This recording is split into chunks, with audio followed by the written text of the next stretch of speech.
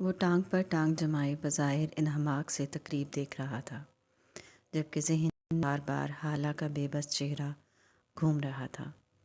اس کی آنکھیں جن میں بے تحاشا تھے، چہرہ جو خفت کے باعث سرد ہو رہا تھا۔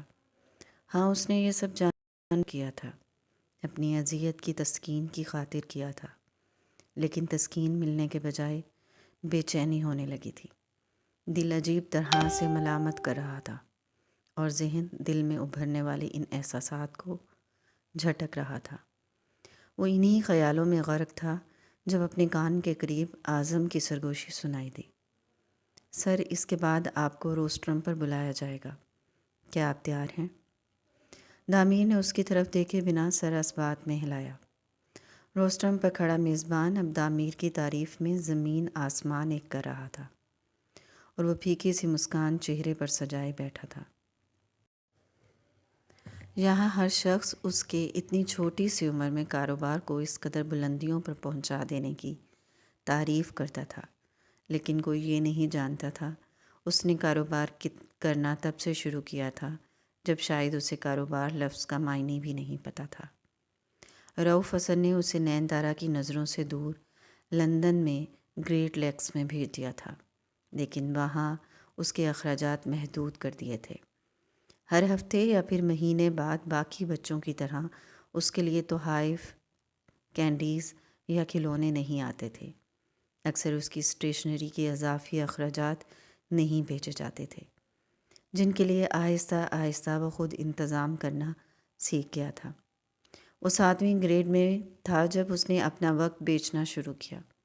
بہت جلد وہ اپنی جماعت اور پھر اسکول میں اپنی ذہانت کا لوہا منوانے میں کامیاب ہو گیا تھا، اور باقی طالب علم اسے سیکھنے اور پڑھنے کے خواہش مند تھے، اور اس نے اپنی ذہانت، صلاحیت اور وقت کو بارٹر سسٹم کے تحت بیچنے کا فیصلہ کیا۔ وہ وہاں کے طالب علموں کو پڑھاتا تھا اور پھر بدلے میں ان سے وہ چیزیں لیتا تھا جن کی اسے ضرورت ہوتی تھی۔ وہ مختلف طرح سے اپنا وقت بیچتا تھا۔ وہ فٹ بال کا بہت اچھا کھلاڑی تھا، اور جو ٹیم اسے زیادہ قیمت ادا کرتی تھی وہ اس میں شامل ہو جاتا تھا، اور ان سب میں ایک وہ بھی تھی جو اس کا وقت صرف باتوں کے لیے خریدتی تھی۔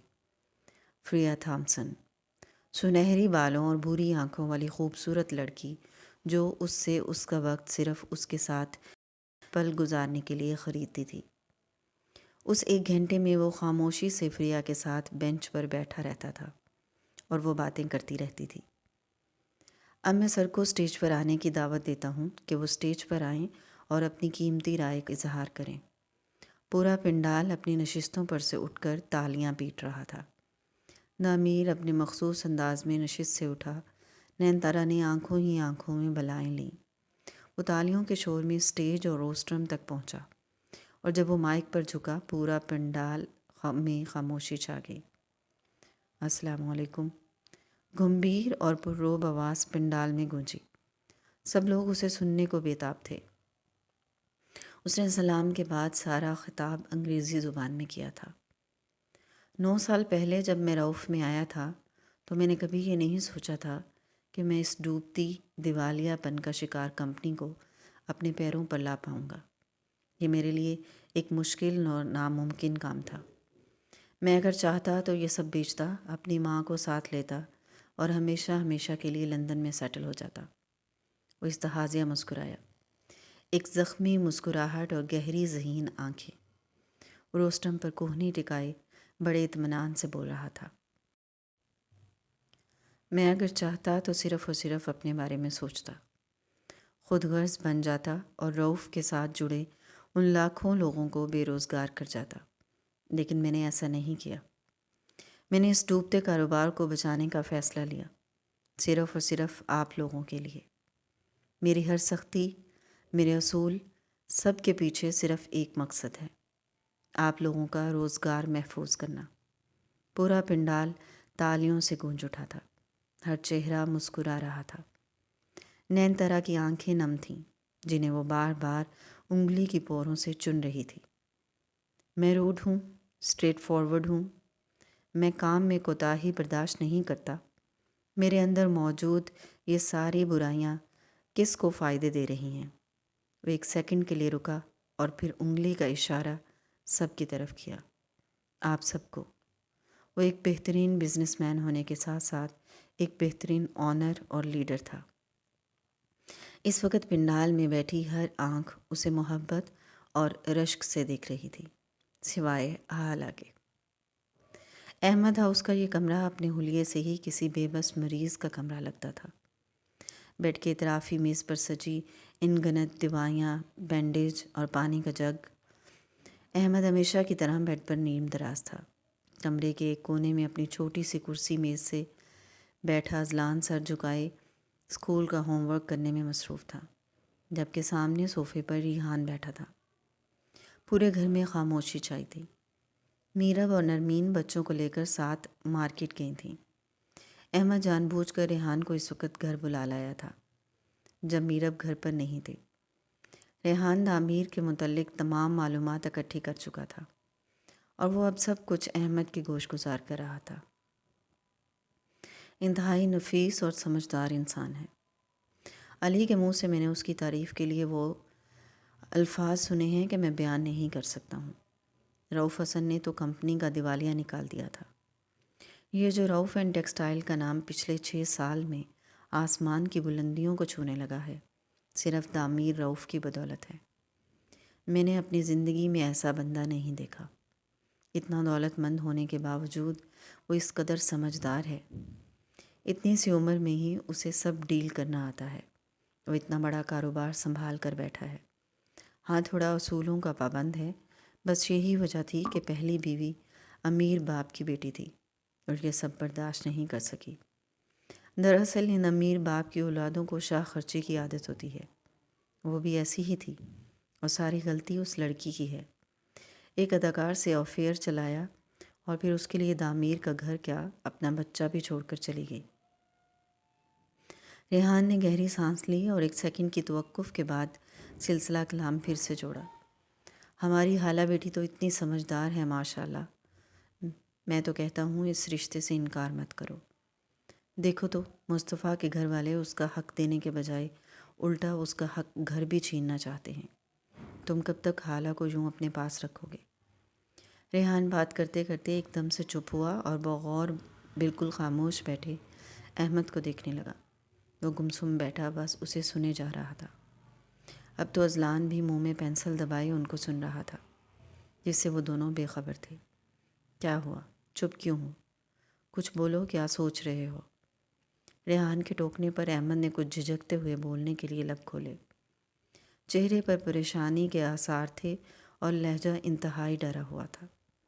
تمہاری باتوں نے دل کو بے حد تسلی دی ہے، لیکن وہ لوگ بہت اونچے لوگ ہیں اور ہم…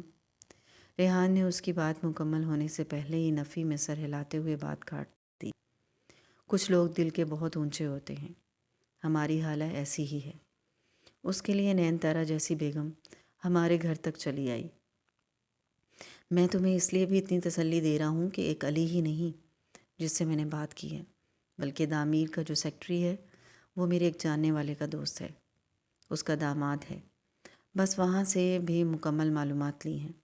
بس یہ سمجھ لو تعمیر ہماری حالہ کے لیے اللہ کی طرف سے بھیجا ہوا جوڑ ہے۔ ہاں ٹھیک کہہ رہے ہو، احمد نے پرسوچ لہجے میں تائید کی۔ ہاں تو پھر دیر کس بات کی ہے؟ تم خود ہی تو کہتے ہو حالہ میری بہن ہے، تو میں کہہ رہا ہوں ابھی اس کی والدہ کو فون کرو اور اپنی رضامندی ظاہر کرو۔ ابھی؟ احمد کچھ پریشان ہوا۔ ہاں ابھی، دیر مت کرو۔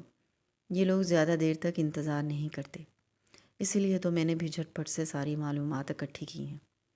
لیکن میں نے ابھی حالہ سے بات نہیں کی ہے، اس کی رضامندی جان لیتے ہیں تو زیادہ اچھا ہوتا ہے۔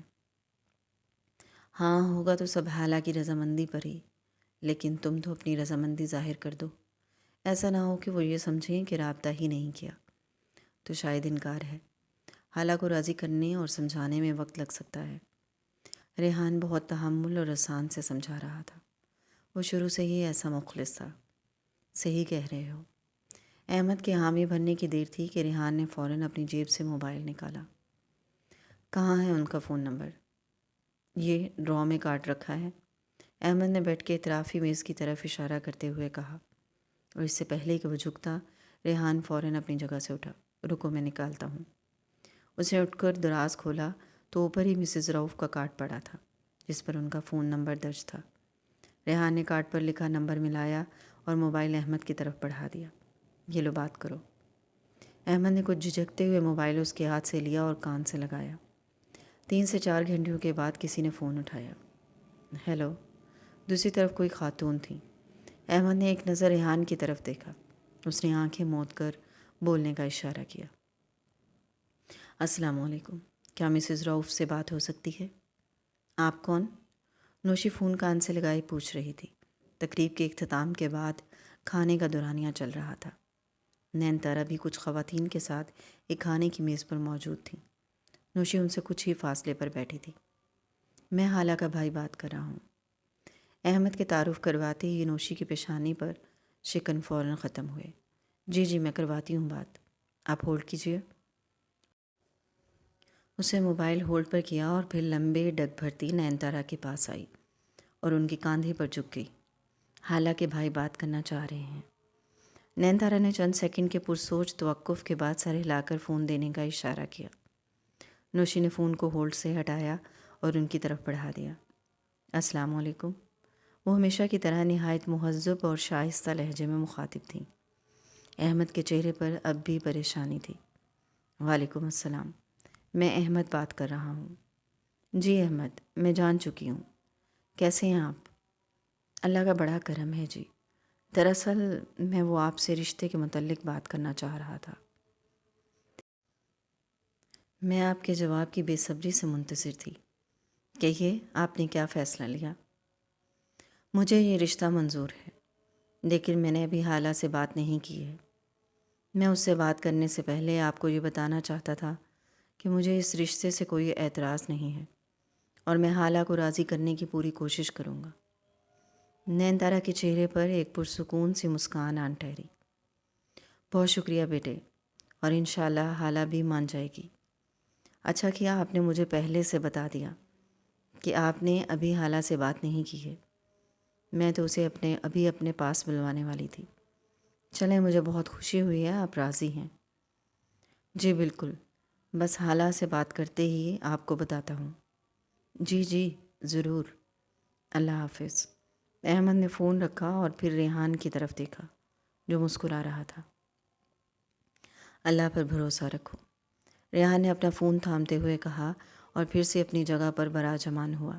وہ دونوں اب اپنی باتوں میں مشغول تھے اور اس بات سے یکسر انجان تھے کہ کچھ دور بیٹھا اذلان ان کی ساری باتیں سمجھ چکا تھا اور اب موٹی موٹی آنکھوں میں آنسو لیے بیٹھا تھا۔ تقریب کے اختتامی لمحات تھے۔ پنڈال میں مدھم سی موسیقی بج رہی تھی اور کھانے کے بعد اب سب کو گرما گرم چائے پیش کی جا رہی تھی۔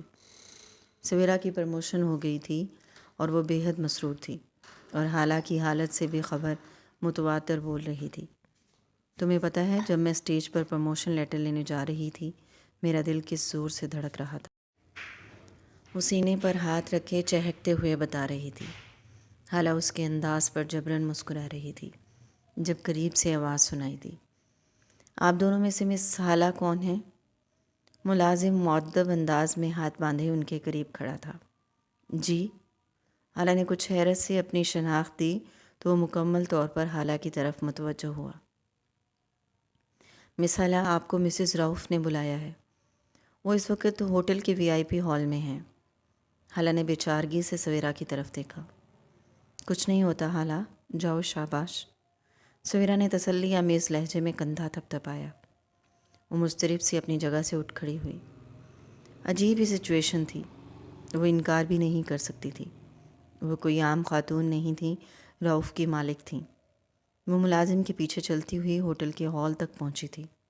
ملازم نے دروازہ کھول دیا تھا اور اسے مجبوراً اندر داخل ہونا پڑا۔ نین تارا سامنے ہی صوفے پر بیٹھی تھیں۔ نوشی ان کے لیے چائے تیار کر رہی تھی۔ جیسے ہی وہ کمرے میں داخل ہوئی دونوں نے ایک ساتھ اس کی طرف دیکھا اور نین تارا مسکرا دی۔ حالہ، آؤ۔ وہ یوں ہی جھجکتے ہوئے آگے بڑھی۔ اس نے چہرے پر مسکان سجانے کی بہت کوشش کی لیکن ناکام رہی۔ بیٹھو۔ نینترا اسے صوفے پر بیٹھنے کا اشارہ کر رہی تھی۔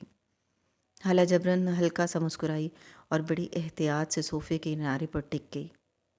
میں سمجھ سکتی ہوں حالہ، تم میری حقیقت جان کر پریشان ہو۔ حالہ نے پہلو بدلا مگر خاموش رہی۔ نوشی اب نینتارا کو چائے پکڑا رہی تھی۔ غلط مت سمجھنا بیٹا، میرا مقصد تمہیں ہرٹ کرنا نہیں تھا۔ میں چاہتی تھی کہ تم تعمیر کے متعلق اپنے دل کی ہر بات مجھ سے شیئر کرو۔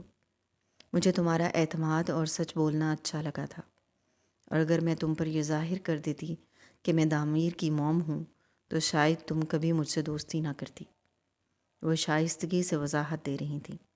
نوشی نے چائے کا کپ اس کی طرف بڑھایا جسے اس نے جھجکتے ہوئے تھام لیا۔ مجھے معاف کر دو۔ حالہ نے چونک کر نگاہ اوپر اٹھائی اور دفتن سر نفی میں ہلایا۔ ایسے کیوں کہہ رہی ہیں آپ؟ ایسے کیوں کہہ رہی ہیں آپ؟ میری بھی غلطی تھی، میں نے اس دن آپ کو بولنے کا موقع ہی کہاں دیا، نہیں تو یقیناً آپ مجھ سے ذکر کر ہی دیتی۔ بس آپ سے ایک ریکویسٹ ہے، پلیز تعمیر سر کو ان سب باتوں کے متعلق کچھ مت بتائیے گا۔ ارے نہیں نہیں، ایسا کچھ بھی نہیں ہوگا، ڈونٹ وری۔ نینتارا اس کی بات پر ہنس دی، مگر وہ اب بھی پریشان تھی۔ تھینک یو، آپ کو تو پتہ ہی ہے مجھے اس جاب کی بہت ضرورت ہے۔ جانتی ہوں۔ حالہ اب بھی چائے کے کپ کو اسی طرح ہاتھ میں لیے بیٹھی تھی۔ جب نینتارا نے چند سیکنڈ کی توقف سے وہ کہا جس پر اس کے ہاتھ میں پکڑا چائے کا کپ لرز گیا۔ حالہ، میں تمہارے گھر آئی تھی، تمہارے بھائی اور بھابھی سے ملی تھی۔ حالہ پوری آنکھیں کھولے ساکن بیٹھی تھی۔ وہ کب ملنے آئی تھیں اور کیوں ملنے آئی تھیں؟ لیکن بھائی اور بھابھی نے تو اس سے کسی قسم کا ذکر نہیں کیا۔ یقیناً وہ کہیں اور گئی ہوں گی۔ اس کا ذہن چند سیکنڈ میں ہی الجھ کر رہ گیا تھا۔ پریشان مت ہو، تمہارے بھائی نے ابھی تم سے اس بات کا ذکر نہیں کیا ہے۔ دراصل میں وہاں تمہارے لیے اپنے بیٹے تعمیر کا رشتہ لے کر گئی تھی۔ وہ ابھی پہلے شوق سے مکمل طور پر نکلی نہیں تھی کہ نینتارا نے اس کے سر پر ایک اور دھماکہ کر دیا۔ اس ہال نما کمرے میں ایک دم سے خاموشی چھا گئی، جس میں خلل مدھم سی دستک نے دیا، اور کے ساتھ ہی دروازہ کھولنے کی آواز آئی۔ تعمیر کے پرفیوم کی مہک۔ حالہ کا دل عجیب طرح سے ڈوبا۔ وہ دروازے کی طرف پشت کیے بیٹھی تھی جب وہ دستک دینے کے بعد کمرے میں داخل ہوا۔ نینتارا نے اسے بھی حالہ کی طرح بنا بتائے یہاں بلایا تھا، اس لیے وہ بلا تکلف چلتا ہوا اس کے پاس آ کھڑا ہوا۔ لو، تعمیر بھی آ گیا۔ حالہ جو پہلے سے ہی اس کی پرفیوم سے پہچان چکی تھی، سٹ پٹا کر اپنی جگہ سے اٹھ کھڑی ہوئی۔ وہ بالکل اس کے پاس ہی تو کھڑا تھا۔ دفتن نگاہوں کا تصادم ہوا۔ تعمیر کی آنکھوں میں بھی ویسی ہی حیرت نمایاں تھی، اور اب دونوں ایک دوسرے کی آنکھوں میں آنکھیں ڈالے کھڑے تھے۔ حالانکہ روئی ہوئی شفاف آنکھوں میں کچھ دیر پہلے کی دی ہوئی تکلیف کا اثر نمایاں تھا۔ ایک پل کو جیسے سب کچھ رک گیا۔ تعمیر، یہ حالہ ہے، میں نے تمہیں بتایا تھا اس کے بارے میں، نینتارا نہایت محبت سے کہہ رہی تھی۔ حالہ کو لگا وہ مزید یہاں ایک سیکنڈ بھی رکی تو کچھ غلط بول دے گی، اور اس سے پہلے کہ نینتارا کچھ اور کہتی، وہ تیزی سے چائے کا کپ میز پر رکھتی تعمیر کے پہلو سے نکلتی ہوئی دروازے کی طرف بڑھی۔ حالہ، میری بات سنو بیٹا، حالہ۔ نینتارا کی پکار اسے اپنے عقب سے سنائی دے رہی تھی، لیکن رکنے کا کوئی جواز ہی نہیں تھا۔ وہ یہاں رک بھی کیسے سکتی تھی؟ حال سے باہر نکلنے تک اس کی آنکھیں پوری طرح آنسوؤں سے لبریز تھیں، اور اس دھندلے ہوتے منظر میں بھی وہ تیز تیز قدم اٹھاتی آگے بڑھ رہی تھی۔ نوشی، جاؤ، اسے بلاؤ۔ نینتارا نے بے چینی سے پاس کھڑی نوشی کو حکم صادر کیا، اور اس سے پہلے کہ نوشی آگے بڑھتی، تعمیر کی آواز نے قدم روک دیے۔ نہیں آئے گی وہ۔ اس کا لہجہ گمبھیر تھا اور لبوں پر ایک تلخ مسکان تھی۔ وہ کنفیوز ہے کیونکہ اسے یہ بات نہیں معلوم تھی کہ میں اس کے گھر رشتہ لے کر گئی تھی۔ اسے وقت چاہیے یہ سب ایکسیپٹ کرنے کے لیے۔ تعمیر نے ایک گہری سانس خارج کی اور استحاضیہ مسکراتا جہاں کچھ دیر پہلے حالہ بیٹھی تھی۔ ٹھیک ہے، اگر آپ کی یہ اچھی، پیاری اور سمجھدار لڑکی رشتے کے لیے مان جاتی ہے تو مجھے کوئی اعتراض نہیں۔ دامیر کا انداز عجیب تھا، ایسے جیسے اسے یقین تھا کہ حالہ کسی صورت نہیں مانے گی۔ نینترا بس اسے دیکھ کر ہی رہ گئیں، جو پرسرار انداز میں مسکرا رہا تھا۔ باتیں سن لی اس مہارانی کی؟ دامیر سے شادی اس لیے نہیں کرے گی کہ اس نے مصطفیٰ کا دل دکھایا تھا۔ ارے بی بی، مجھے بتاؤ، ایسا کون سا مالک ہے جس نے کبھی اپنے ملازم کو نہ ڈانٹا ہو؟ میرا ہاتھ نچاتی ہوئی غصے میں بول رہی تھی، اور احمد کے پاس سر جھکائے بیٹھی حالہ دل محسوس کر رہ گئی۔ اس کی آنکھوں میں آنسو تھے اور ناک سرخ تھی۔ تقریب سے اگلی ہی صبح احمد ہاؤس کے اس کمرے میں عدالت لگ گئی تھی۔ احمد نے ہاتھ اٹھا کر میرب کی طرف دیکھا۔ میرب، چپ رہو پلیز۔ کیوں چپ رہوں احمد؟ مصطفیٰ جیسے کنگلے اور نکمے کے رشتے کے لیے تو یہ فٹ سے مان گئی تھی۔ اب جب اس کی وجہ سے ہمیں بھی کچھ مل رہا ہے تو یہ میڈم اس طرح کی بے بنیاد الزام لگا کر رشتے سے انکار کر رہی ہے۔ ارے ہم بڑے ہیں اس کے، ہماری مرضی، ہم اس کی جہاں چاہے شادی کریں۔ میرب، تم کمرے سے باہر چلی جاؤ۔ اس دفعہ احمد کی آواز اونچی تھی۔ حالہ اسی طرح سر جھکائے بیٹھی تھی۔ چلی جاؤں گی، لیکن میری بھی ایک بات کان کھول کر سن لیں۔ اگر اس نے رشتے سے انکار کیا تو کیا پتہ نین تارا میڈم اسے جاب سے بھی نکال دیں۔ پھر کہاں جائیں گے ہم لوگ؟ پہلی بار حالہ نے اس کی بات کا جواب دیا تھا۔ سر ابھی بھی جھکا ہوا تھا۔ وہ ایسی نہیں ہے۔ ارے بی بی، ایسے ہی ہوتے ہیں سب۔ ابھی تو انہیں یہ لگ رہا ہے نا کہ تم ان کے بیٹے کے لیے مان جاؤ گی، کل جب توڑ کر جواب دو گی تو کیا ہوگا، سوچا ہے؟ میرب دونوں پہلوؤں پر ہاتھ دھرے کھڑی تھی۔ پہلی شادی اپنی من مرضی سے کی تھی نا، تو اب اگر بھائی بھابھی کی مان لوگی تو کیا برائی ہے؟ یہ بات کیوں نہیں سوچ رہی ہے؟ وہ کتنا کچھ کریں گے ہمارے لیے، ہمارے حالات بدل جائیں گے، بچے اچھے اسکولوں میں پڑھ سکیں گے۔ میرب تم جاؤ یہاں سے، میں ہاتھ جوڑتا ہوں تمہارے آگے۔ احمد نے بے بسی سے ہاتھ جوڑ لیے۔ میرب نے ناک پھلائی اور ایک نفرت آمیز نگاہ حالہ پر ڈالتی دھاڑ سے دروازہ مارتی باہر نکل گئی۔ حالہ جو تب سے آنسوؤں پر بند باندھے بیٹھی تھی سسک اٹھی۔ حالہ پلیز چپ کر جاؤ گڑیا، بھائی میں اس سے شادی نہیں کر سکتی ہوں۔ اس کی آواز لرز رہی تھی۔ حالہ اگر صرف ان باتوں کی وجہ سے انکار کر رہی ہو جو تم نے مجھے ابھی بتائی ہیں تو میں تم سے متفق نہیں ہوں۔ بیٹا میں بھی تو ملازمت کرتا ہوں، مجھے پتہ ہے میرے مالک نے مجھے کتنی دفعہ بلا کر چھوٹی چھوٹی باتوں پر بے عزت کیا ہے، لیکن اس کا مطلب یہ نہیں ہے کہ میرا مالک اچھا انسان نہیں ہے۔ وہ جس سیٹ پر بیٹھا ہے اس کی بہت ذمہ داریاں ہوتی ہیں جو ہم جیسے ملازم کبھی نہیں سمجھ سکتے۔ ہمیں جب وہ ظالم اور سفاک لگ رہا ہوتا ہے اس وقت پتہ نہیں وہ کتنی پریشانی سے گزر رہا ہوتا ہے۔ اب اس پل کو سوچو جب مصطفیٰ کی چھوٹی سی غلطی پر دامیر کا لاکھوں کا نقصان ہوا ہوگا۔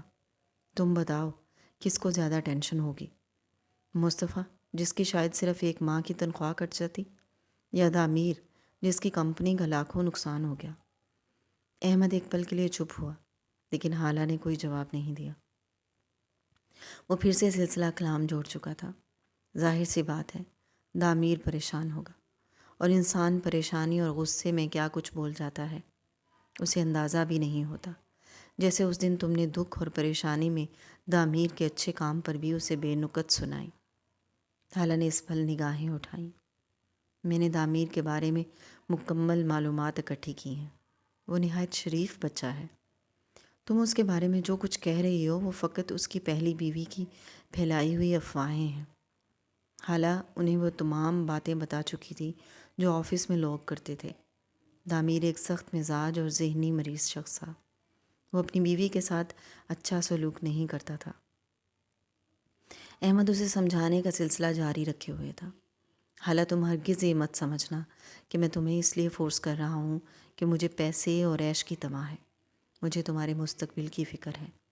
میں تمہیں اس جہنم سے نکالنا چاہتا ہوں۔ تم روز چلتی ہو، ہر پل مرتی ہو۔ وہ حالہ کے گالوں پر سے آنسو صاف کر رہے تھے۔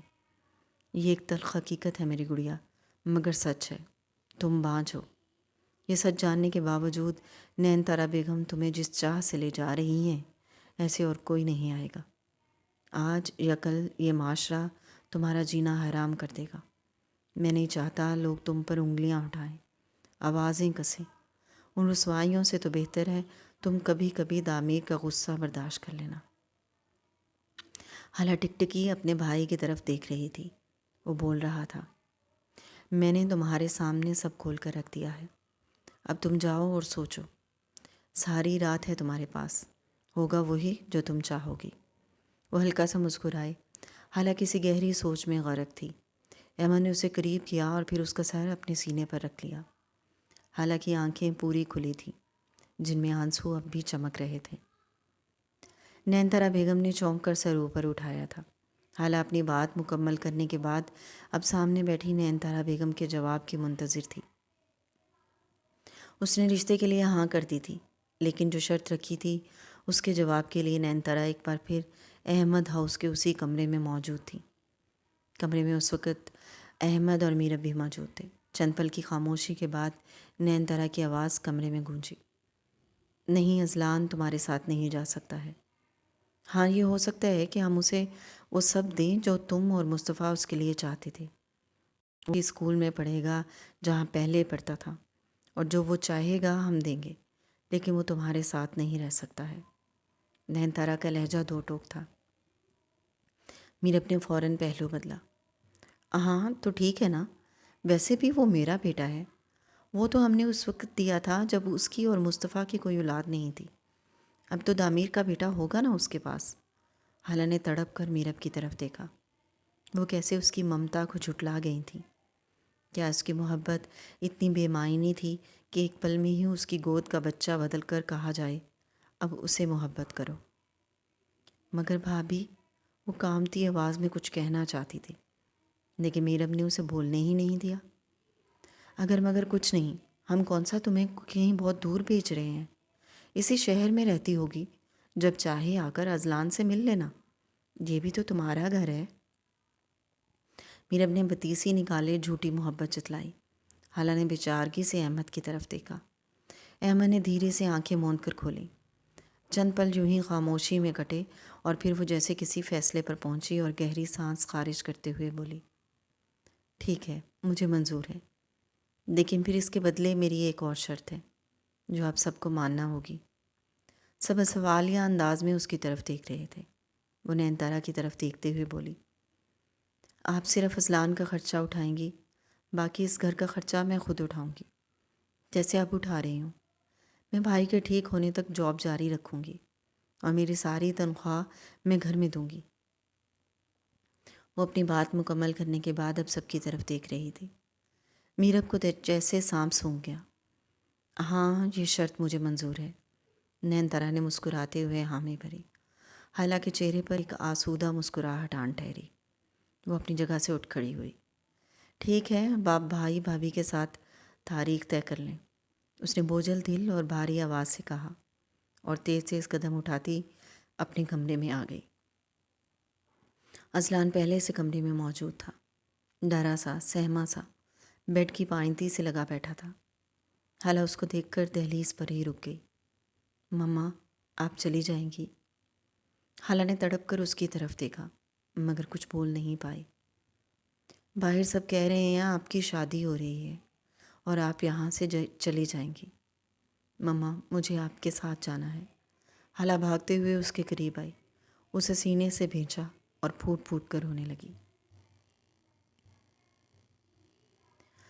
پرانے ریلوے اسٹیشن کے ٹوٹے ہوئے بینچ پر بیٹھ کر دور کہیں شہر کے بوسیدہ مکانوں کے چھتوں پر ڈوبتا سورج دیکھنا اور رخصت ہوتی روشنی کو دیکھ کر سوچنا، زندگی نے آخر ہمیں دیا ہی کیا ہے؟ بہت سے زخم، رنج و الم، تکلیف، مایوسی اور ہار۔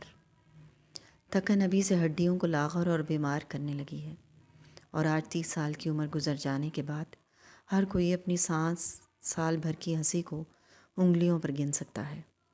خود کے اندر سے نکل کر اگر باہر جھانکو تو ایک جشن کا سا سما ہے۔ پھلجھڑیوں کے پھوٹنے کی آواز کانوں کے پردے پھاڑ دینے کو ہے۔ لوگ مبارکباد دے رہے ہیں نئی زندگی کی، نئے سفر کی، پر دل کی نا امیدی پر امیدی میں بدلتی دکھائی نہیں دیتی۔ ہمیں خوشیاں کہاں راس آتی ہیں؟ ہم خوش رہنا بھول چکے ہیں۔ شاید جینا بھی بھول چکے ہیں، بس گزر رہی ہے اور بسر کر رہے ہیں۔ یہ کافی شاپ کی ایک خاموش کونے کا منظر تھا، جہاں وہ سر جھکائے خاموش بیٹھا تھا۔ وہ دامیر رؤف تھا، رؤف ٹیکسٹائل اور انڈسٹری کا اکلوتا وارث۔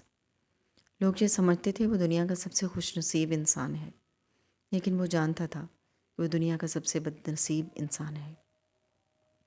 ایسا انسان جسے بچپن سے لے کر اب تک ہر رشتے کے ہوتے ہوئے بھی محرومی ملی ہے۔ یہ سختی، یہ اصولوں کی پابندی، یہ سب اس کے اندر رچ بس گئی ہے۔ وہ ان سے چاہ کر بھی چھٹکارا نہیں پا سکتا ہے۔ کافی کا کپ ختم ہو چکا تھا اور وہ یوں ہی خالی نظروں سے دیوار کو گھور رہا تھا۔ اب اس کی زندگی میں زبردستی ایک تیسری لڑکی داخل ہو رہی تھی، ایسی لڑکی جسے اس سے شدید نفرت تھی، اور اسے خود سے نفرت کرنے والے ہر انسان کو زیر کرنا اچھا لگتا تھا۔ ٹھیک ہے حالہ، اگر تم دولت کے لالچ میں اپنی خودداری بھلا سکتی ہو تو میں بھی اس رشتے کو اپنے طریقے سے نبھاؤں گا۔ دیکھتا ہوں یہ ڈھونگ کب تک چلے گا۔ ایک تلخ مسکراہٹ اس کے لبوں پر سجی تھی۔ رؤف کے اس شاندار آفس میں گہری خاموشی چھائی تھی۔ تعمیر کے پرفیوم کی خوشبو چار سو مہک رہی تھی۔ ہر چیز نفاست اور سلیقے سے اپنی جگہ پر موجود تھی، ساکن و جامد تھی۔ بے چین تھے تو وہ دو نفوس جو اس وقت یہاں موجود تھے۔ میز کی دوسری طرف سر جھکائے، لیمن رنگ کے سادہ سے جوڑے میں ملبوس، کندھوں پر سیاہ شال سکارف کی طرح اوڑے بیٹھی حالہ، اور سیاہ پینٹ کوٹ میں ملبوس، پینٹ کی جیبوں میں ہاتھ ڈالے آفس کی کھڑکی کی طرف رخ کیے کھڑا دامیر، دونوں اپنی اپنی جگہ مضطرب دکھائی دے رہے تھے۔ اسے ابھی آفس پہنچے بمشکل 2 گھنٹے ہوئے تھے جب دامیر کے آفس میں حاضری کا پیغام ملا، اور ٹھیک 3 منٹ بعد وہ اس کے آفس میں بیٹھی تھی، اور پچھلے 5 منٹ سے وہ کوئی بھی بات کیے بنا رخ موڑے کھڑا تھا۔ حالہ کا فیصلہ اس کی سوچ اور یقین کے بالکل برعکس تھا، لیکن الجھن یہ تھی کہ وہ ایسا کیا کر سکتی ہے۔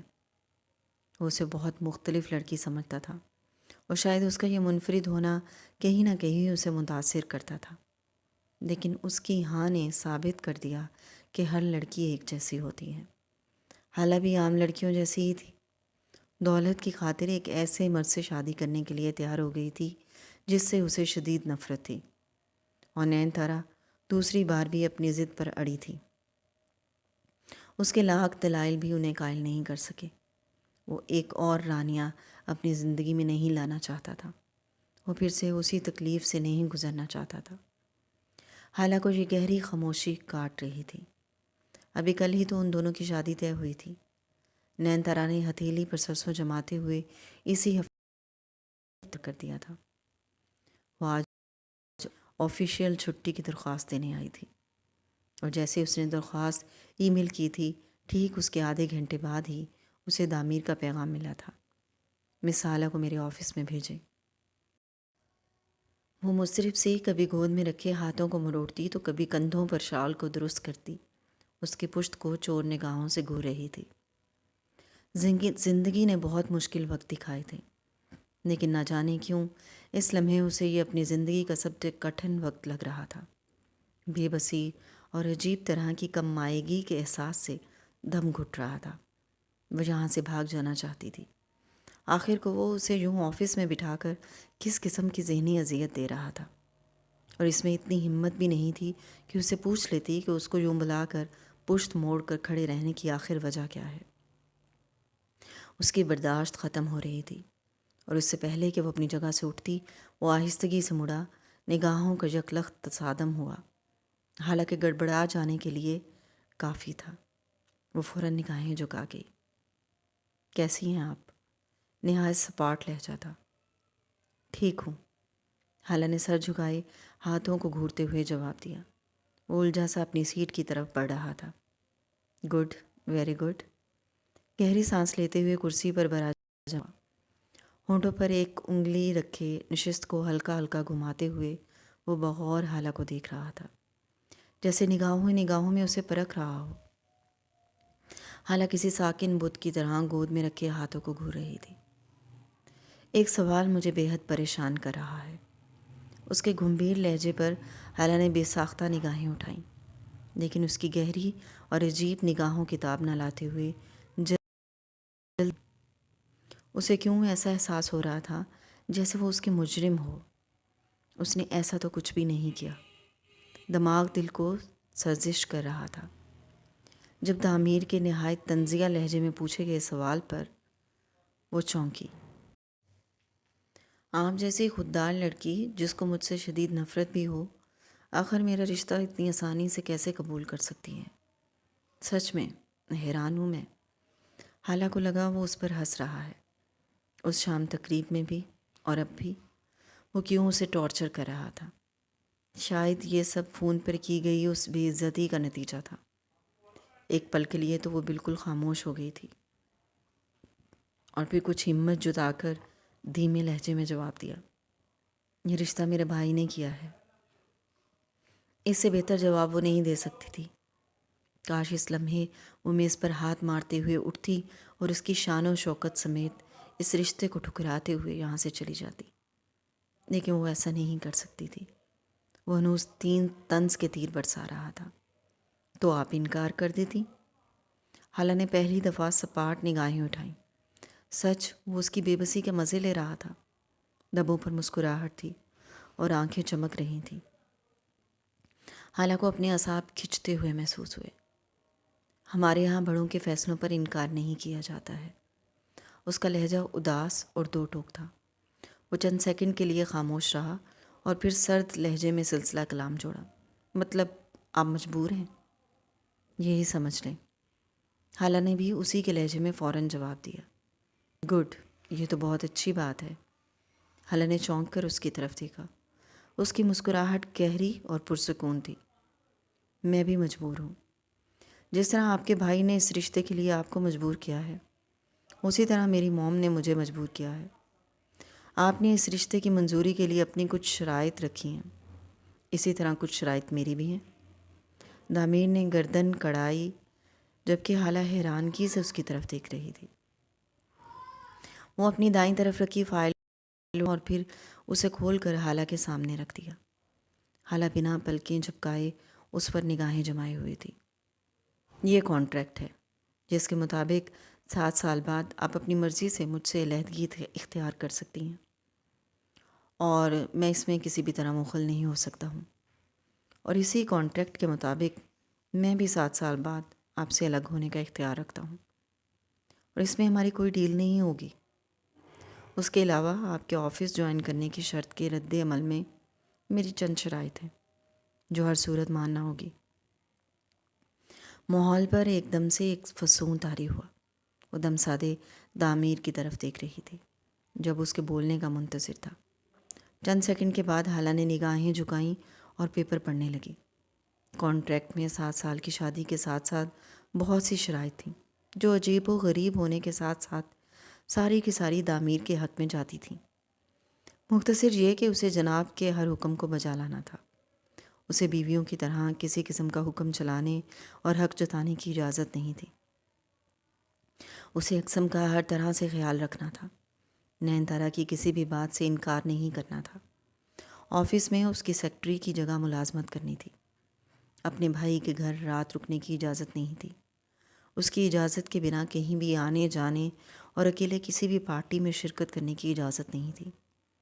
وہ جیسے جیسے پیپر پڑھتی جا رہی تھی، آنکھوں کی پتلیاں سکڑتی جا رہی تھیں۔ پیپر پڑھنے کے بعد وہ ایک دم سے اپنی جگہ سے اٹھ کھڑی ہوئی۔ کیا ہوا؟ وہ حیران ہونے کی اداکاری کر رہا تھا۔ یہ کانٹریکٹ رات ہی تیار کروایا گیا تھا۔ مجھے نین آنٹی سے بات کرنی ہے۔ مطلب میری شکایت کرنی ہے؟ وہ دھیرے سے ہنسا اور فوراً اپنی جگہ سے اٹھ کھڑا ہوا۔ حالہ کا چہرہ ضبط سے سرخ ہو رہا تھا۔ تعمیر چھوٹے چھوٹے قدم اٹھا تھا اس کے سامنے آن کھڑا ہوا۔ کیا کہنا ہے آپ نے اپنی نین آنٹی سے؟ مسکراہٹ دبا رہا تھا اور حالہ کا دل چاہ رہا تھا ابھی اور اسی وقت یہاں سے چلی جائے۔ مطلب وہ شادی نہیں کرنا چاہتا تھا، بس حالہ کے کندھے پر رکھ کر بندوق چلا رہا تھا۔ مجھے اس کانٹریکٹ پر سائن نہیں کرنے ہیں اور نہ ہی میں اس شادی سے انکار کروں گی۔ آپ کو شادی نہیں کرنی تو آپ خود انکار کر دیں، کیونکہ اس کانٹریکٹ پیپر سے تو یہی لگتا ہے آپ کو شادی کرنی ہی نہیں ہے۔ یہ صرف ایک تماشا ہے جس کے ذریعے آپ مجھے مجبور کر رہے ہیں کہ میں شادی سے انکار کر دوں۔ پیپر تو آپ کو سائن کرنا ہوگا، کیونکہ میں بھی آپ کی ساری شرائط بنا چوں چرا مان چکا ہوں۔ آفٹر آل شادی مجھ سے ہو رہی ہے تو اتنا حق تو میرا بھی ہے۔ دامیر نے کندھے اچکائے، حالانکہ چہرے کا دھواں دھواں ہونا اسے پرسکون کر رہا تھا۔ آپ جیسے بڑے لوگوں کے لیے رشتے ایک کھیل کی طرح ہوتے ہیں، ہے نا؟ وہ دانت پیستے ہوئے کہہ رہی تھی۔ لیمن رنگ میں اس کا سرخ ہوتا چہرہ جچ رہا تھا، آنکھوں کی سوجی ہوئی پتلیاں ابھی بھی اس پر ٹکی تھیں۔ دامیر نے اس کی آنکھوں میں آنکھیں گاڑ دیں اور ناک بھینچتے ہوئے اس کی لہجے میں جواب دیا، تو آپ جیسے لوگوں کے لیے ایک سیڑھی کی طرح ہے نا؟ حالہ کو لگا یہ بات اس کے چہرے پر ایک تماچا تھی۔ کہاں پھنس گئی تھی؟ پرسوں شادی تھی اور خاندان بھر کو دعوت بھی دی جا چکی تھی۔ شوق سے موم کے ساتھ بات کریں، لیکن ہوگا وہی جو اس پیپر میں لکھا ہے۔ حالہ کو لگا وہ ایک پل بھی مزید رکی تو رونے لگے گی، اور وہ کبھی بھی اس شخص کے سامنے رونا نہیں چاہتی تھی۔ وہ ایک جھٹکے سے مڑی تھی۔ بیسٹ آف لک، پرسوں ملیں گے۔ دامیر کی آواز اسے اپنے عقل سے سنائی دی تھی، اور آج پتہ نہیں تیسری بار وہ یوں ہی دل برداشتہ ہو کر اس آفس سے باہر نکل رہی تھی، اور نہ جانے یہ لمحہ زندگی میں اور کتنی بار آنا تھا۔ اس کے آفس سے نکل کر وہ رعوف بھی نہیں رک سکی تھی، حالانکہ سویرا کی کال اور میسیجز آ رہے تھے۔ وہ اس کے ساتھ رات کے ڈنر کا منصوبہ بنا رہی تھی، لیکن اس پل اسے کچھ بھی سمجھ نہیں آ رہا تھا۔ وہ غصے میں بھری گھر پہنچی تھی، لیکن گھر میں موجود مہمان دیکھ کر قدم جیسے زمین نے جکڑ لیے۔ اپنے بچوں سمیت پہنچ گئی تھی۔ چھوٹے سے لاؤنج میں ہلچل مچی تھی۔ خالہ صوفے پر بیٹھی قریبی پلنگ پر احمد لیٹا تھا۔ خالہ تم آ گئی؟ لو خالہ آ گئی ہیں۔ اس پر نگاہ پڑتے ہی احمد بھائی بادشاہ کھلائے جوش میں بولے۔ خالہ کی شادی نے تو دم سے حشاش بشاش کر دیا تھا، سب اس کی طرف متوجہ ہو گئے تھے۔ خالہ آؤ میری گڑیا۔ خالہ اپنی بوڑھی ہی بائیں پھیلائے اسے پاس بلا رہی تھیں۔ قریب آئی اور صوفے پر ان کے پاس بیٹھ گئی۔ اسے باہوں میں بھینچے کان میں سرگوشی کر رہی تھی۔ میں بہت خوش ہوں تمہارے لیے۔ مجھ سے پوچھو بیوگی کاٹنا کتنا مشکل ہے۔ میں نے تمہاری ماں کو پل پل مرتے دیکھا ہے۔ تمہارا یہ فیصلہ درست ہے۔ اپنے گھر کے دکھ بھی یہاں کے سکھ سے بہتر ہوتے ہیں۔ حالہ ساکن ہو گئی تھی۔ سارے دروازے ایک ایک کر کے بند ہو رہے تھے۔ سب اپنی کہہ رہے تھے، اسے کوئی نہیں سن رہا تھا۔ تمہارے نکاح کا جوڑا بہت پیارا ہے، دیکھا تم نے؟ یہ خالہ کی منجلی بیٹی تھی جو اس کے کندھے پر جھکی چہک رہی تھی۔ حالہ سپاٹ چہرہ لیے خالہ سے الگ ہوئی، خالی خالی نگاہوں سے سب کو دیکھا۔ سب بہت خوش تھے، چہرے کھل رہے تھے۔ احمد بہت پرسکون دکھائی دے رہا تھا۔ خالہ مجھے کچھ دیر آرام کرنا ہے، میں پھر آتی ہوں۔ ہاں ہاں جا آرام کر، شاباش۔ خالہ نے شفقت سے ہاتھ اس کے سر پر پھیرا۔ وہ آہستگی سے اپنی جگہ سے اٹھی اور کمرے کی طرف چل دی۔ بچے ابھی اسکول تھے، لیکن گھر میں مہمانوں کا شور تھا۔ اس نے کمرے کے دروازے کو بند کیا اور بیڈ کے کنارے پر ٹک گئی۔ دامیر کی باتیں اور کانٹریکٹ پیپرز پر لکھی وہ شرائط ذہن میں گھوم رہی تھیں۔ وہ اضطرابی انداز میں ٹانگیں ہلاتے ہوئے نچلا لب کچل رہی تھی۔ پھر جیسے گرمی لگنے لگی، شال کو جھنجھلا کر گلے سے اتارا اور ایک طرف پھینک دیا۔ الجھ کر بیگ میں سے موبائل نکالا اور 2 منٹ فون کو یوں ہی گھورتے رہنے کے بعد نین تارا کا نمبر ملا لیا۔ فون ہمیشہ کی طرح نوشی نے اٹھایا تھا۔ مجھے نین آنٹی سے بات کرنی ہے۔ دل میں ایک مہم سی امید تھی کہ نین تارا دامیر کی اس حرکت پر ضرور اس کے کان کھینچیں گی۔ وہ کون ہوتا ہے اس پر یوں پابندیاں عائد کرنے والا؟ ہیلو خالہ، کیسی ہو؟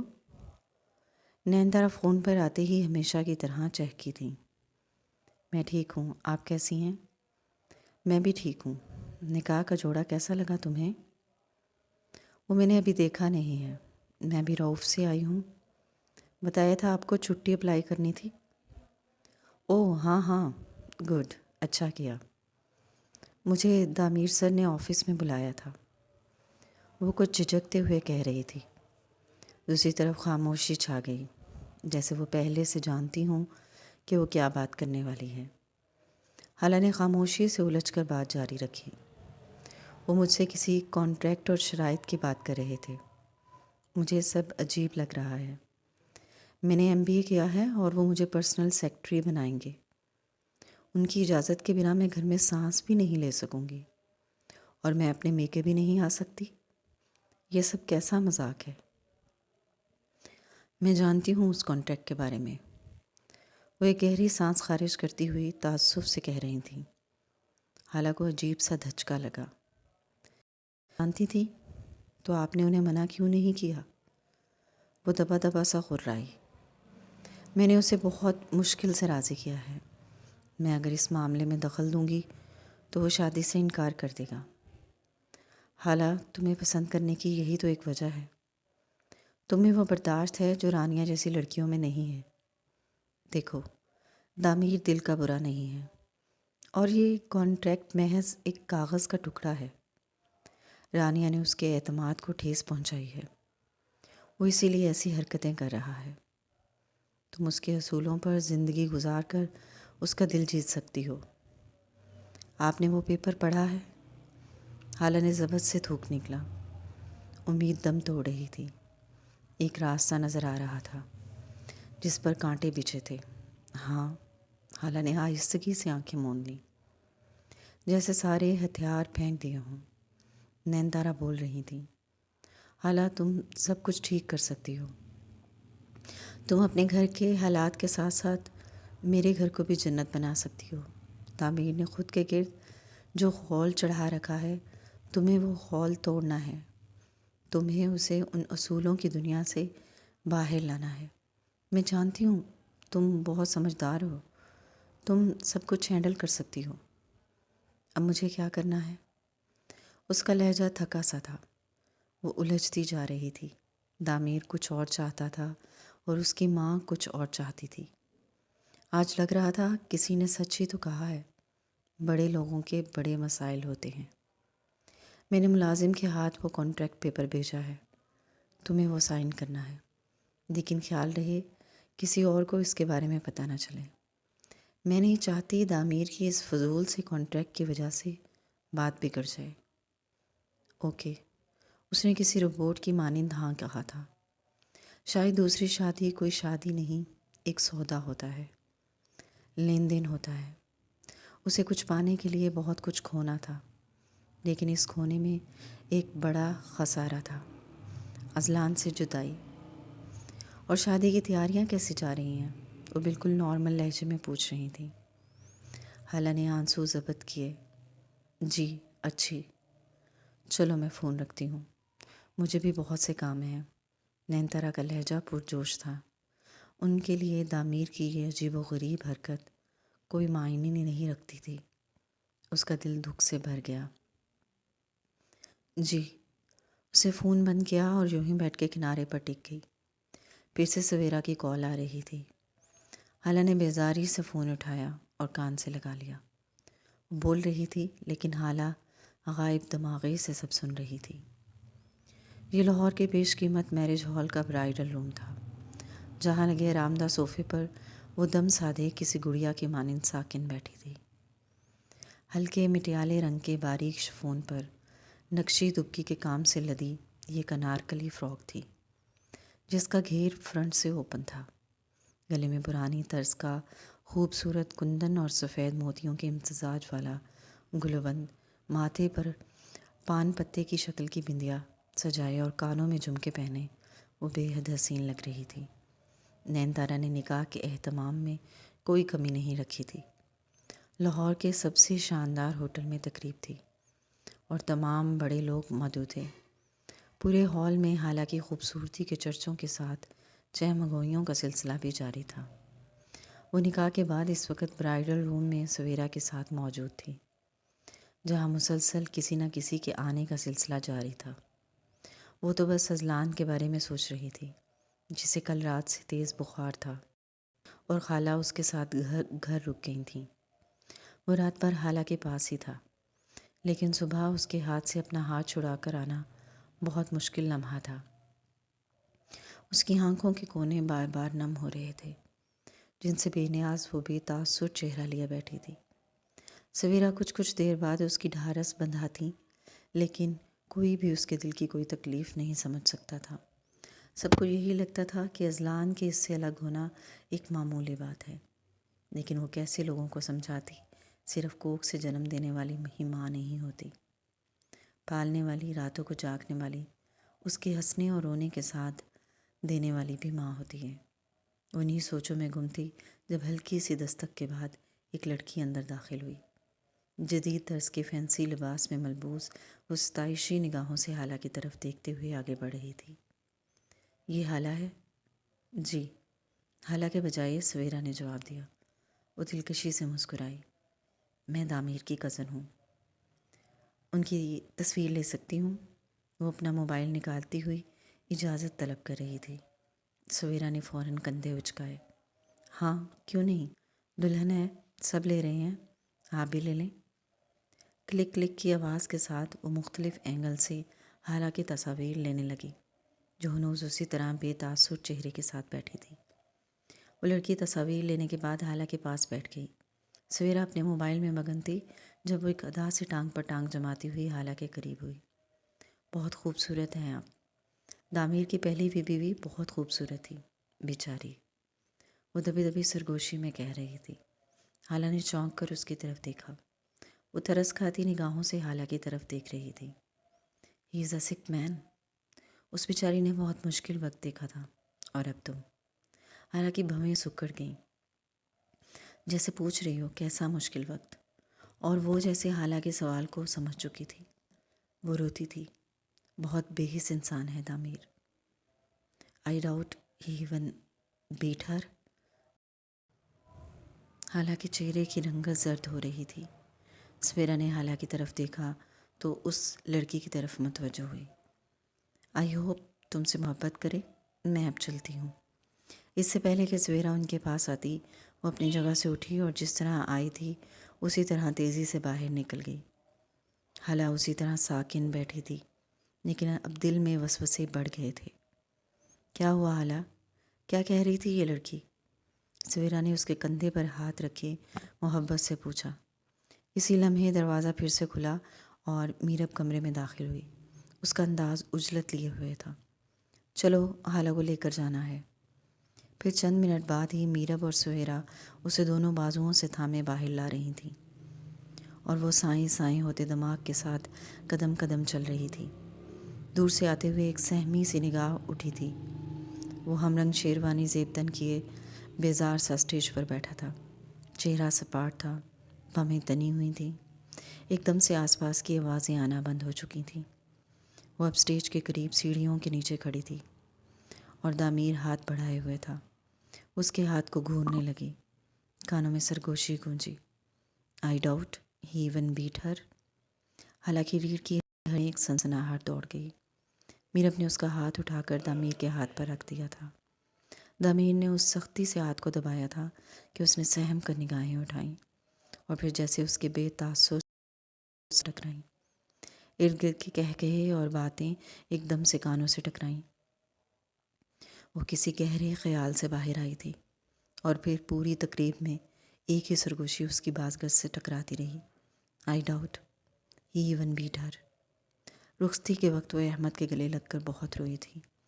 احمد بھائی کتنے پرسکون تھے، وہ اپنی بہن کو اچھی زندگی دے رہے تھے، لیکن وہ جانتی تھی وہ ایک اور کڑے امتحان سے گزرنے جا رہی ہے۔ رؤف ولاس کی وسیع و ریز عمارت نہایت خوبصورتی سے برقی کمکموں سے سجی تھی۔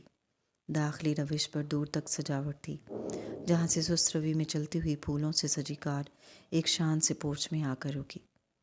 خالہ بھی سر جھکائے بے حال بیٹھی تھی۔ اس کے آنسو پورا راستہ بہتے رہے تھے۔ کتنا سوچا تھا وہ دامیر کے سامنے کبھی نہیں روئے گی، اسے کبھی یہ احساس نہیں دلائے گی کہ وہ کمزور ہے، لیکن وہ اس کے پہلو میں بیٹھی مسلسل روتی رہی تھی۔ وہ چاہ کر بھی خود پر قابو نہیں پا سکی تھی۔ یہ لمحہ اذلان سے جدائی کے ساتھ ساتھ مصطفیٰ کی تھا، وہ کتنی خوش تھی جب مصطفیٰ اسے رخصت کر کے اپنے گھر لے جا رہا تھا۔ اسے یاد نہیں تب اس نے شاید چند آنسو ہی بہائے ہوں گے۔ میم گھر آ گیا ہے، چلیں۔ نوشی نے نہایت نرمی سے اس کے قریب ہو کر کہا تو جیسے وہ ہوش میں آئی۔ تعمیر گاڑی سے اتر چکا تھا۔ نوشی اس کے نہیں تھی۔ استقبال کے لیے ملازم گلاب کی پتیاں تھامے کھڑا تھا۔ وہ نوشی کے ہمراہ چلی آ رہی تھی۔ وہ ملازم اس پر پھول کی پتیوں کی بارش کر رہا تھا۔ ایک وہ وقت تھا جب مصطفیٰ اس کا ہاتھ تھامے چھوٹے سے گھر میں داخل ہوا تھا، جہاں کسی نے بھی اس کا استقبال پھول کی پتیوں سے نہیں کیا تھا، پر وہ تب بہت خوش تھی، بہت زیادہ خوش۔ آگے وسیع اور ریز ہال میں لگے پر وہ نین تارا کے برابر میں بٹھائی گئی تھی۔ دامیر ولاس میں آتے ہی کہیں غائب ہو گیا تھا۔ نین تارا اسے باری باری تمام ملازمین سے متعارف کروا رہی تھیں، جب روزی اقسم کو کندھوں سے تھامے اس کے پاس لے آئی۔ وہ سفید ٹی شرٹ پر جینس کی جیکٹ پہنے ہوئے، چہرہ پھلاوری چڑھاتے ہی جیسے حالہ کو ازلان یاد آ گیا اور اس نے فوراً مسکراتے ہوئے بھائیں پھیلائیں۔ نین تارا پرسکون انداز میں اقسم کا موم ہے تمہاری؟ یہ میری موم نہیں ہے۔ اقسم کا لہجہ انتہائی جارحانہ تھا۔ نین تارا ایک لمحے کے لیے گڑبڑا گئی اور پھر غصے سے روزی کو گھورا۔ نو، ایسے نہیں کہتے بیٹا، یہی آپ کی موم ہے۔ نو، یہ موم نہیں ہے، یہ وچ ہیں، آئی ہیٹ ہر۔ وہ مٹھیاں بھینچ کر پوری قوت سے چلایا اور پھر پاؤں پٹکتا ہوا وہاں سے بھاگ گیا۔ نین تارا نے سختی سے لب بھینچے۔ روزی، یہ سب کیا ہے؟ یہ تربیت ہو رہی ہے اس کی؟ روزی جو پہلے سے ہی سہمی ہوئی تھی چھٹ پٹا گئی۔ وہ جانتی تھی یہ الفاظ اقسم کے نہیں، رانیہ کے تھے، جو کچھ دیر پہلے ہی اقسم سے بات کر رہی تھی۔ آئی ایم سوری میم، وہ کافی دنوں سے ڈسٹرب ہے۔ وہ رانیہ میم کو بہت یاد کرتا ہے۔ شٹ اپ، تم کس مرض کی دوا ہو؟ اب جاؤ اور اسے سمجھاؤ۔ نین تارا غصے کی حالت میں غرائیں تھیں۔ Okay ma'am. روزی فوراً پلٹی اور پھر تیز تیز قدم اٹھاتی وہاں سے چلی گئی تھی۔ آئی ایم سوری حالہ، بچہ ہے نا تو۔ نین تارا کا لہجہ شرمندہ تھا۔ حالہ نے فوراً بات کاٹی۔ کوئی بات نہیں، میں سمجھ سکتی ہوں۔ حالہ پھیکا سا مسکرائی تھی۔ دل پر ایک اور بوجھ بڑھ گیا تھا۔ پہلے میرے کمرے میں چلو، مجھے تم کچھ بات کرنی ہے۔ نین تارا نے محبت سے اس کے ہاتھ پر ہاتھ رکھتے ہوئے کہا اور پھر پاس کھڑی نوشی، حالہ کی ہیلپ کرو۔ وہ اپنی ویل چیئر خود چلا رہی تھیں اور نوشی ایک ملازمہ کے ہمراہ اسے نین تارا کے کمرے تک لے آئی تھیں۔ بیٹھو۔ صوفے کی طرف اشارہ کرتی وہ خود ویل چیئر پر ہی بیٹھی رہیں۔ حالہ نوشی کی مدد سے فراک سمیٹتی صوفے پر بیٹھ گئی۔ انہوں نے نوشی کو اشارہ کیا تو بیٹھ کے اطرافی میز سے ایک سرخ مخملی ڈبیا نکال لائی۔ نین تارا ڈبیا کو کھولتے ہوئے دھیمے لہجے میں بول رہی تھی، حالہ تم جانتی ہو دامیر اس شادی کے لیے رضامند نہیں تھا، لیکن مجھے یقین ہے تمہارا انتخاب مجھے مایوس نہیں کرے گا۔ میں چاہتی ہوں دو۔ ڈبی میں 2 نازک سی بیش قیمت کنگن تھے۔ انہوں نے حالہ کے ہاتھ کو نرمی سے تھاما اور کلائی پر کنگن چڑھانے لگی۔ تم اسے سمجھو گی تو خود بخود اس سے محبت ہونے لگے گی۔ ہاں، اسے سمجھنا تھوڑا مشکل اور صبر آزما ہے۔ مجھے اس رشتے کو قبول کرنے کے لیے کچھ وقت چاہیے۔ حالہ کا لہجہ بے تاثر تھا۔ ہاں شور، میں تو خود چاہتی ہوں تم دونوں ایک دوسرے کو سمجھو۔ اچھا ہی ہے نا، آفس میں بھی تم دونوں ایک دوسرے کے ساتھ رہو گے۔ وہ گہری مسکراہٹ سمیت اس کے ہاتھ میں اپنائیت بھرا دباؤ ڈال رہی تھیں۔ وہ پرسکون تھیں، ایسے جیسے سارا بوجھ اب حالہ کے کندھوں پر تھا۔ چلو اب تم تھک گئی ہوگی، نوشی تمہیں تمہارے کمرے میں چھوڑ آتی ہے۔ حالہ نے گمسم ایک لمحے کے لیے دل چاہا وہ یہاں سے بھاگ جائے، کہیں بہت دور۔ حالہ تمہیں یاد ہے نا، تمہیں دامیر سے ڈرنا نہیں ہے۔ نین تارا نے اس کی ٹھوڑی کو تھام کر چہرہ اوپر اٹھایا۔ حالہ نے چونک کر ان کی آنکھوں میں دیکھا۔ ہاں، وہ فقط انکارہ ہی بھر سکی۔ نین تارا نے اس کے ہاتھ کو نرمی سے دبایا۔ تھینک یو، جاؤ۔